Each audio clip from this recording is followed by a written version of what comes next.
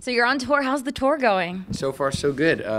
We started up only a few days ago, and we had 2 show days, and then the third show, there was a hurricane warning, so the in St. Augustine, so the show was shut down.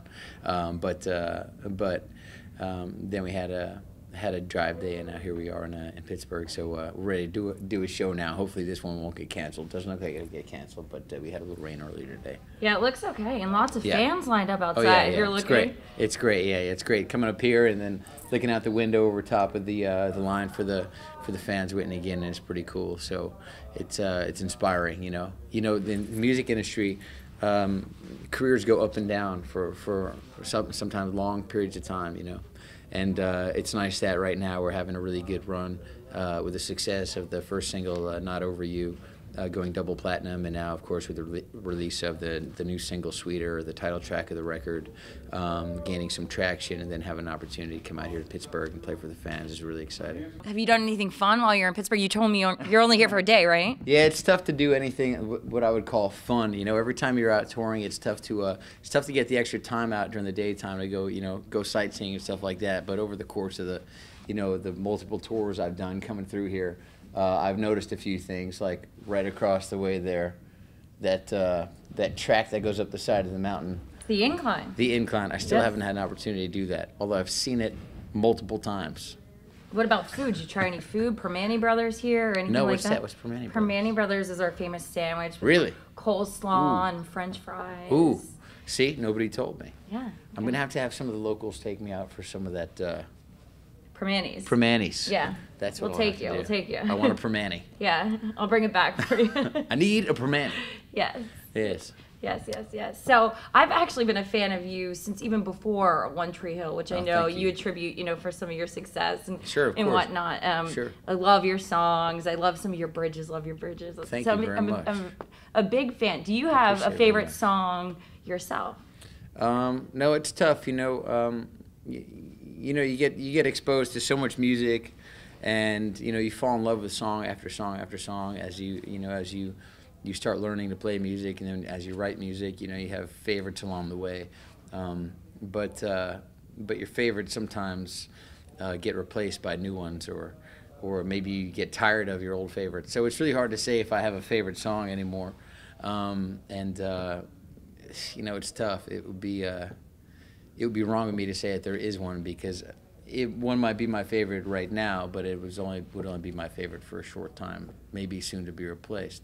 Okay, that makes sense. Is there one that you like to perform in front of a crowd? Yeah, there's a lot of different types of songs I like to perform. I like a lot of different styles of music. So I like old school country music and old R&B and old hair band music and stuff like that. So it's really across the board. Marvin Gaye, love Marvin Gaye. Maybe Let's Get It On, or Sam Cooke, Change Is Gonna Come, or maybe George Jones, a Bartender Blues, or something like that. But it's such a huge world of music and huge variety of music out there.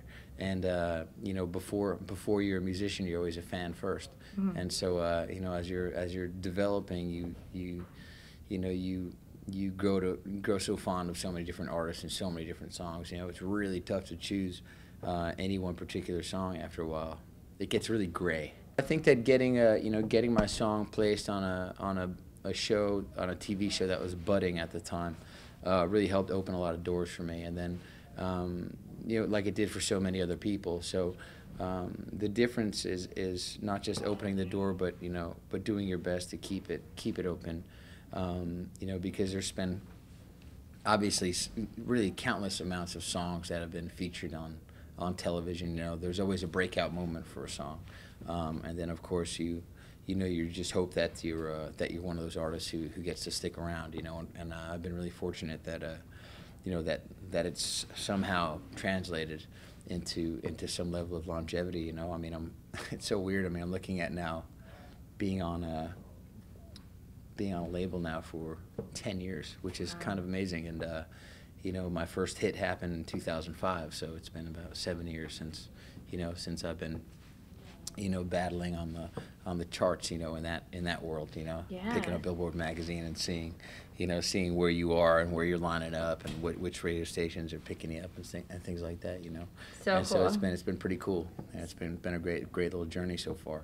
Definitely. Yeah. And you've been on shows like Dancing with the Stars. You were Sure. just on there. What was that like? Sure. Did you ever think you would be dancing on TV? No, absolutely not. You know, it's really funny. The Dancing with the Stars is such a huge show, you know, and I had never ever considered being a part of it. You know, it's so out of my realm, you know. Just on so many levels, you know. I'm one of these guys who likes living on a bus and touring with his friends and, you know, seeing the world, and I like not being nailed down to one place, you know. But you know, I was already friendly with Karina Smirnoff, one of the dancers on the show, and she sent me a text. She said, "Hey, do you think you'd be ever be interested in being on Dancing with the Stars?" And I thought to myself, absolutely not. You know, no way. And when the message came through, I was hanging out with a friend of mine who's a race car driver named Brian Vickers. He drives NASCAR, and I said, "Hey man, look at this text. You know, this is pretty funny." And he said, "Oh man, you got to do it." I said, "What do you mean I've got to do it? I don't dance, man." He said, "That's the whole point, man. You're not supposed to be able to dance, you know. Do it. You got to do it, you know." And so I said, "No, man, that's ridiculous. There's just no way I'm going to do it."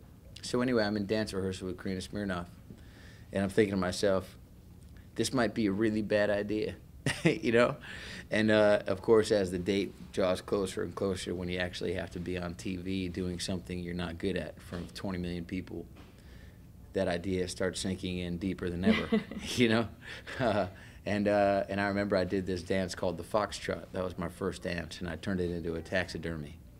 and at the same time, even though I wasn't really great at performing the dance, to be honest with you, that isn't really the point. The point is that you have the audacity to go do something different, you know. And I have to say, as funny as it seems, I had a great time, you know, just stepping outside of my box, my comfort zone, you know. And it's funny because, you know, I got friends of mine who may or may not judge you for it, you know. And they're like, "Nah, man, don't do it, bro. Don't do that, man. No way, bro. Don't do that," you know. And at the same time, afterwards, they'll be like, "Yeah, man, that took courage, man. It was courage. I'd never get out there ever in a million years." You know what I mean? So you have to. It's funny. Even the ones who were totally opposed, they still, you know, afterwards, because they know you. You know, they know you, so they know it takes. You know, it's audacious to go out there and do something you're not that comfortable with, just to see if you could do it, you know. Well, you did it. You were adorable. You did a great job. Yeah, thank you. I had a great time. And you know what? Part of what was important, I think, was that I didn't take it too seriously. You know, it was just for entertainment's sake. Mm-hmm. You know, I'm in the entertainment business, and I did it to have fun. Good. Period. Good. Well, you're great. And speaking of stepping out of your comfort zone, you mentioned how your place is the bus, hanging out with your buddies. What kinds of things do you do when you're touring for fun? We do a lot of different things. For your TV program, I'll let you know that we hang out and play card games. Okay. Yeah. What are your favorite games to play? We play a mild amount of legal poker. Okay. Yes. As well as other legal card games. Perfect. Only. That's right up my alley. Friendly bets only. Poker chips represent favors, not money. That's some good info. Your fans might not know about you. And that's right. We'll have chips that don't represent any dollar value. It'll be like green chips represent, you know, you got to take everybody's laundry to the store. You know what I mean? Red Monopoly chips, money. Exactly. So we have representative chips. Right. All right. Perfect. Yes. And one last question. We mentioned the fans and something that your fans might not know about you. That's something great. For the fans out there, can you give us something else, something that they might not know but they would love to know about you? Something favorite that food they might not show know. Or anything like that? It's tough. Favorite show at the moment. What is my favorite show at the moment? Man, that's tough, you know. I like those shows where people go find really special stuff in people's old barns, you know. I'm like, oh, look, an old awesome car. Yeah. Those shows. Antique I like Roadshow? that type of stuff. All right, cool. Those are awesome. And I like Western movies. Those are my favorite.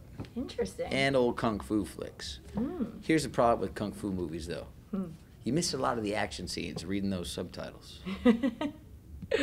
True. He's a comedian here. All I'm right. like, man, what'd he say? Damn. What happened? Exactly. That's funny. Well, thank you so much. We look forward to your show tonight. Thank you very, very much. I'm looking forward to it. And, you know, this state's always been good to me. This city's always been really good to me. And it's great to be back touring on a new record. Out with Colby Calais doing a whole summer tour. And it's really been, it's been a great way to start off the summer. Good. Awesome. Thank Thanks, you. Gavin. Thank you. Cool.